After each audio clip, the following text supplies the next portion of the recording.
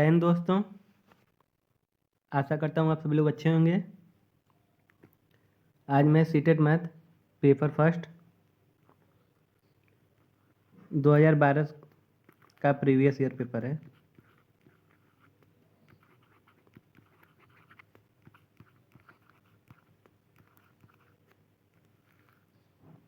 Math का। चलिए question चलते हैं। क्वेश्चन नंबर फर्स्ट, किसी आयताकार बक्से की आंतरिक लंबाई, चौड़ाई तथा ऊंचाई क्रमशः 10 सेमी, 8 सेमी और 6 सेमी है।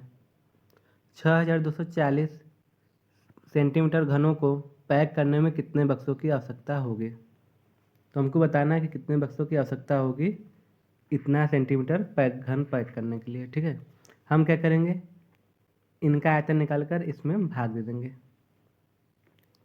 तो भाग दे रहे हैं 6240 के बटा पैक करने में बक्सों की आवश्यकता, तो बक्सों का आयतन, बक्से का आयतन क्या हो जाएगा 10 गुणे 8 गुणे 6, क्योंकि यहाँ पे आयताकार बक्सा है तो लंबाई गुणे चौड़ाई गुणे ऊंचाई। 0 से 0 काट देते हैं। 8 से हम इसको काटते हैं 624 को 78 बार में, 678 काटेंगे, 13 छंग 78 आया 13। तो पैक करने में कितने बक्सों की आवश्यकता होगी 13। तो इसका राइट आंसर क्या हो जाएगा, ऑप्शन ए 13।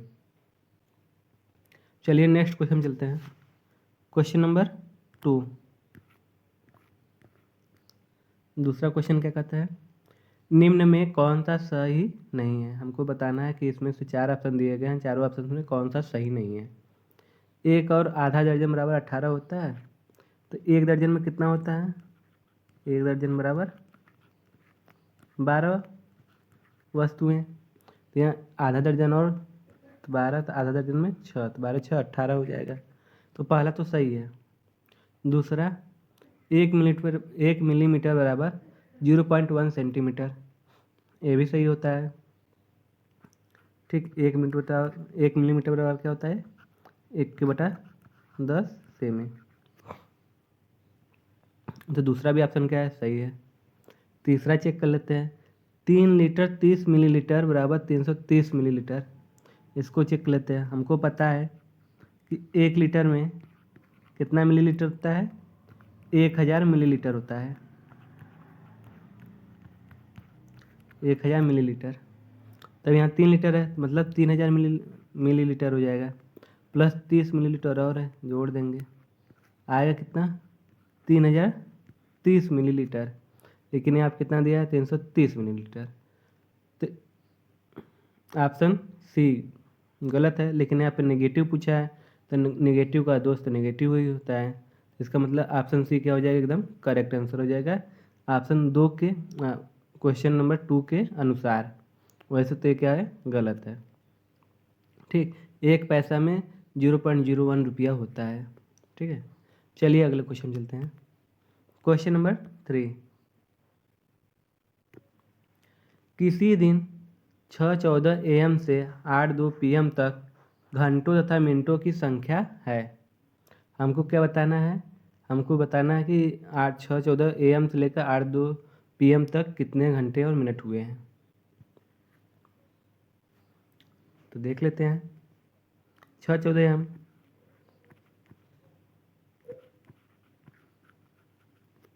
से लेकर 8:02 PM।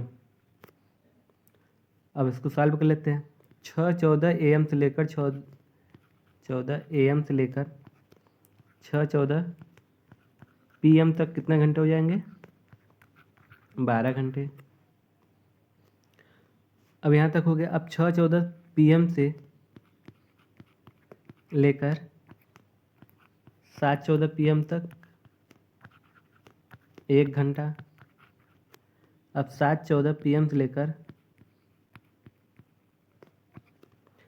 8 PM तक 46 मिनट,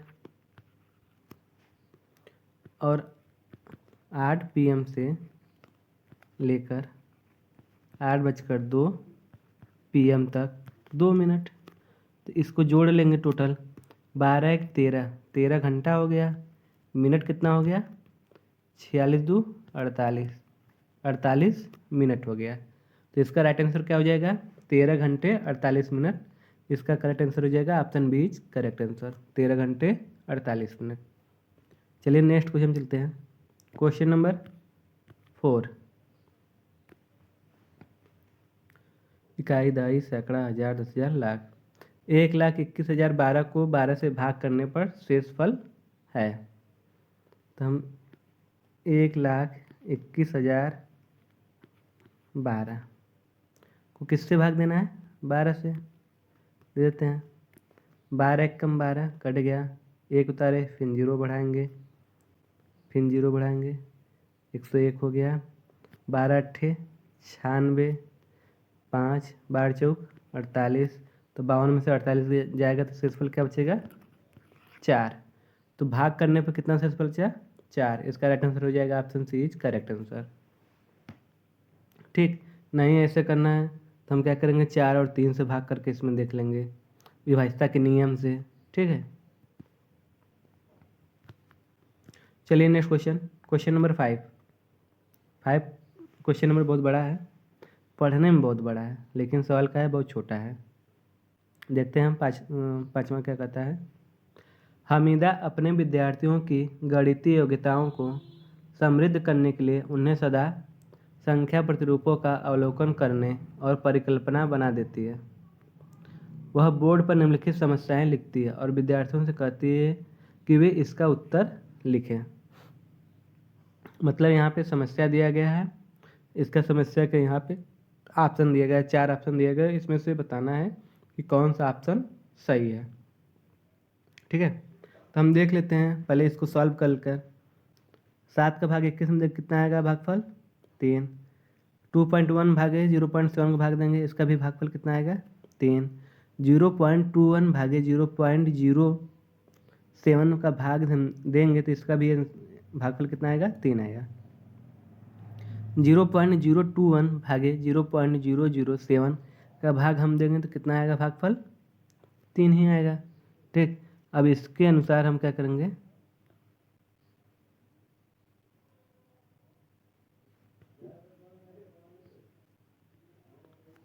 इसके अनुसार हम हल करेंगे। कितना कितना आया था लिख लेते हैं। सबका 3 आया था ना? 3 3 3 3। अब कह रहा है वह प्रश्नों के सेट के माध्यम से यह चाहती है कि विद्यार्थियों यह अवलोकन कर सके कि ऑप्शन ए, जब एक भाजक की 10 से घटत होती है, भाजक की 10 से घटत, अब 10 से घटा देंगे 11 आएगा, 11 में 7 भाग देंगे भागफल 3 आएगा? नहीं आएगा। दूसरे की 10 की घात से बढ़त होती है, मतलब 70 का हम भाग किस में देंगे? 11 में, तो 3 आएगा? नहीं आएगा। ठीक, तो इसका मतलब ऑप्शन ए गलत हो जाएगा। यहाँ पे गुणनफल समान रहता है, ये भी गलत। यदि भाजक और भाज्य दोनों 10 की घात से बढ़ाया जाए या घटाया जाए, अगर हम इसमें 10 की घात मतलब दोनों में भाजक और भाज्य में 10 का गुणा करेंगे तो 210 70 भाग देंगे तो 3 ही आएगा। इसके नीचे वाले में भी यही करेंगे तो वही आएगा। ठीक, अगर घटा कर भी हम करेंगे, जैसे हम यहाँ पे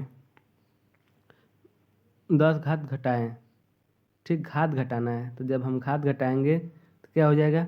दशमलव बढ़ जाएगा 10 घात घटाने पर। तो 2.1 भागे 0.7, इसका भी 3 आया, तो इसका मतलब क्या हो जाएगा? ऑप्शन बी करेक्ट हो जाएगा। इसके आगे चेक कर लेते हैं ऑप्शन सी। यदि भाजक और भाज्य दोनों 10 की घात से घटाए जाते हैं तो भागफल भी 10 की घात से घटता है? नहीं, भागफल हमेशा समान रहता है। यहाँ पे देखिए है ना समान, पैटर्न जो दिया गया इसमें पैटर्न क्या है? 21 में 7 का भाग दिए हैं तो 3 ही आया है। 2.1 में भाग हम किसका दिए हैं? 0.7 का, तब पर भी 3 आया है। 0.21 में भागे हम 0.07 किए हैं, तब पर भी 3 आया है। तो क्या है? पैटर्न सेम है, मतलब भागफल चेंज नहीं हुआ है। तो इसका मतलब ऑप्शन सी क्या हो जाएगा? गलत हो जाएगा। ऑप्शन डी क्या है? जब एक गुणज को 10 से विभाजित किया जाता है और दूसरे को 10 से गुणा किया जाता है तो गुणनफल समान रहता है। मतलब 10 से विभाजित करना और 10 से गुणा करना, तो ये क्या हो जाएगा? गलत हो जाएगा, क्योंकि भागफल वो सेम नहीं आएगा। भागफल चेंज हो जाएगा। ठीक, तो ऑप्शन डी भी गलत हो गया। तो इसका करेक्ट आंसर क्या हो जाएगा? ऑप्शन बी करेक्ट आंसर हो जाएगा। यदि भाजक और भाज्य दोनों 10 की घात से बढ़ाए जाए या 10 घटाए जाते हैं तो भागफल क्या रहता है? समान रहता है। यहाँ पे दिया गया है ये चीज़ करके। ठीक, तो क्वेश्चन नंबर 5 का राइट आंसर क्या हो गया? Option B. चलिए अगले क्वेश्चन चलते हैं। क्वेश्चन नंबर 6,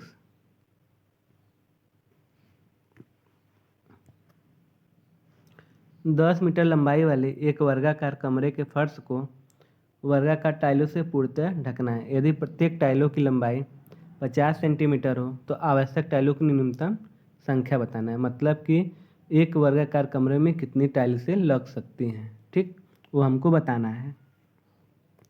मान लीजिए क्या है, वर्गाकार घर है। ठीक, अब इसी में क्या है? वर्गाकार टाइल लग रहा है, ऐसे करके वर्गाकार टाइल लग रहा है। तो यहाँ पे एक टाइल लगा हुआ है तो इसका माप दिया है कितना? 50 सेंटीमीटर। अरे वो इसका मान कितना दिया है? 10। इसका मान दिया है 10 और इसका मान दिया है कितना? 50 सेंटीमीटर। ये क्या है? मीटर में है।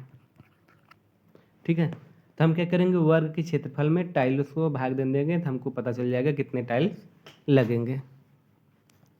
ठीक, तो वर्ग का क्षेत्रफल कितना होता है? भुजा की स्क्वायर, भुजा दिया है 10 तो 10 का स्क्वायर करेंगे आएगा 100। ठीक, यहाँ पे 50 सेंटीमीटर है, इसको हम क्या करेंगे? मीटर में बदलेंगे तो क्या आएगा? 0.5 सेंटीमीटर। ठीक, सॉरी, मीटर में आएगा 0.5 मीटर, क्योंकि मैंने 50 सेंटीमीटर को मीटर में चेंज कर दिया।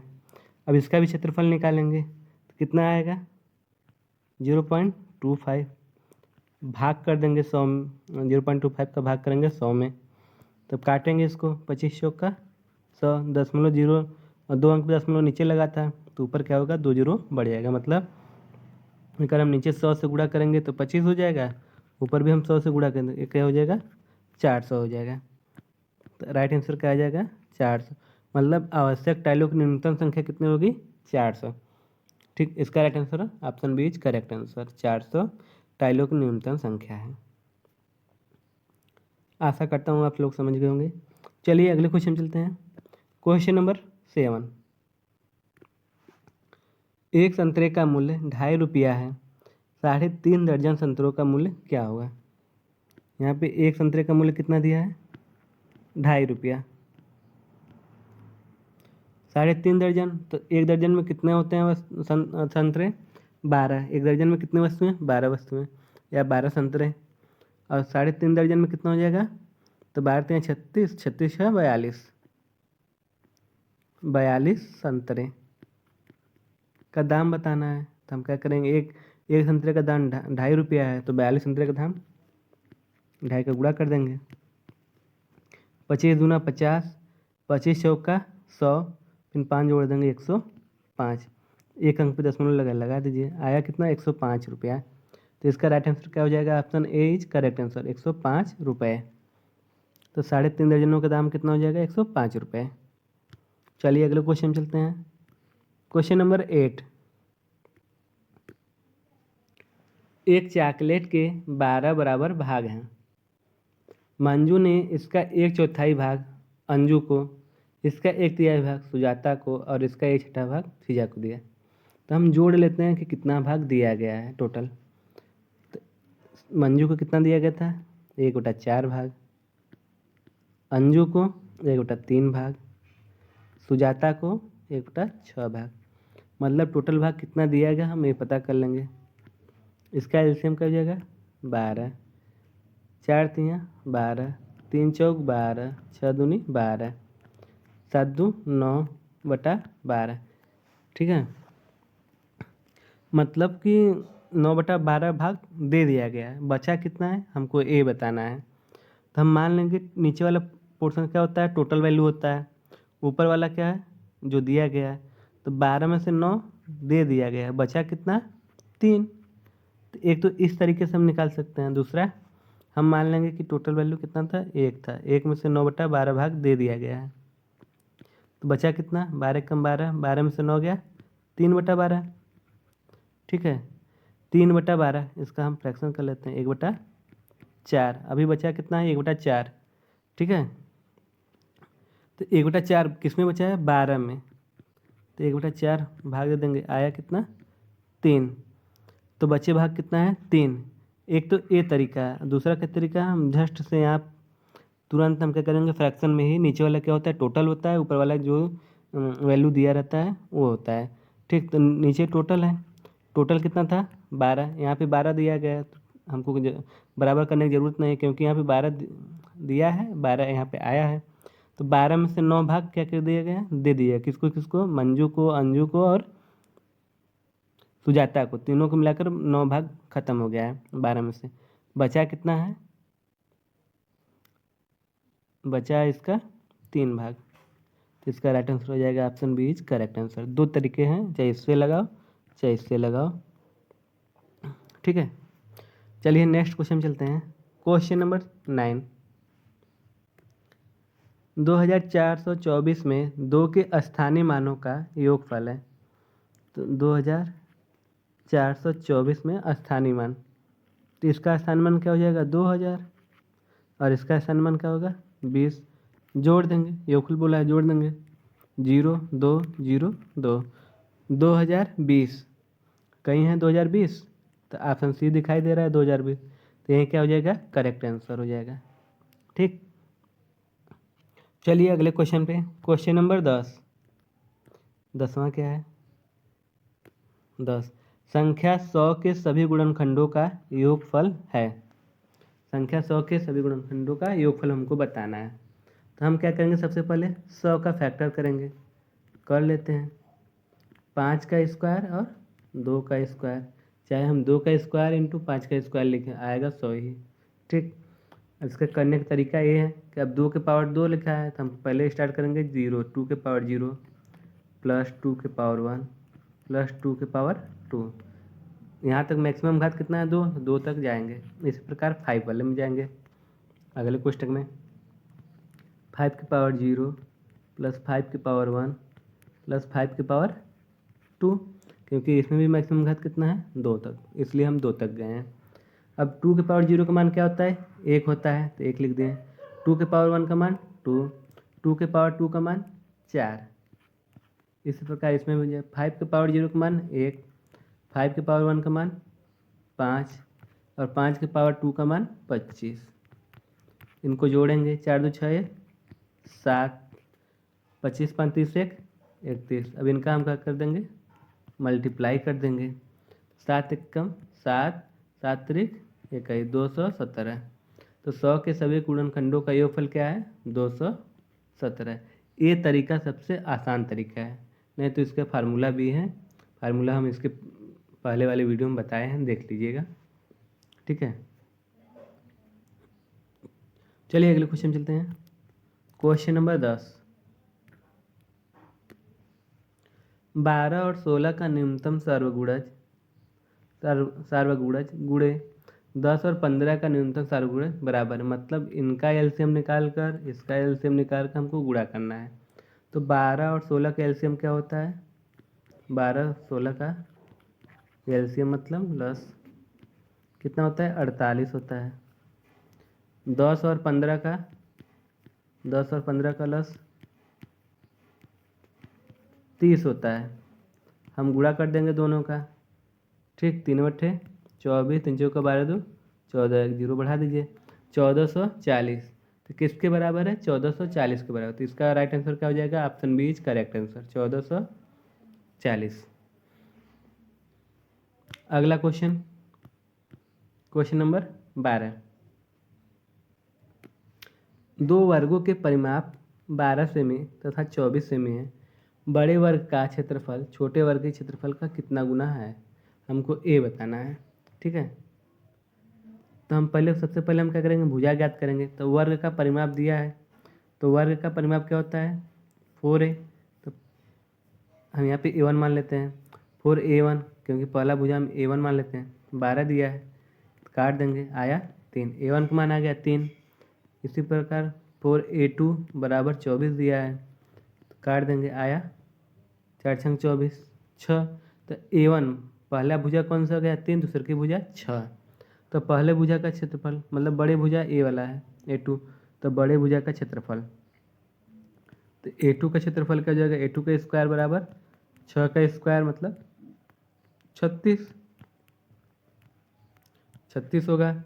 इसी प्रकार A1 का हम निकालेंगे, A1 का स्क्वायर बराबर 3 का स्क्वायर बराबर 9।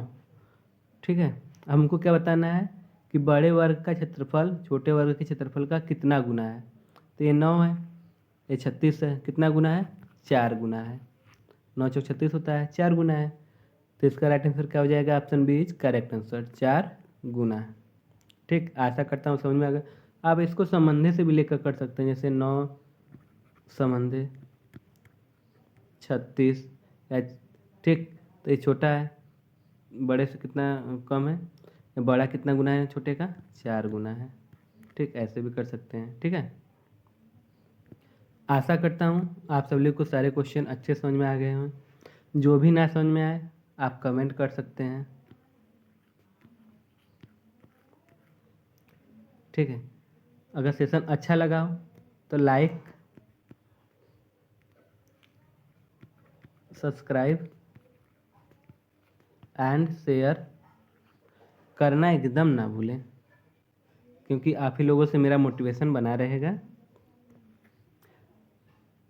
अब मैथ्स का आप लोग टेंशन छोड़ दीजिए, मैथ में आपका सीटेट का पूरा एकदम अच्छे से करवा दूंगा कवर। ठीक है, थैंक यू आप लोग को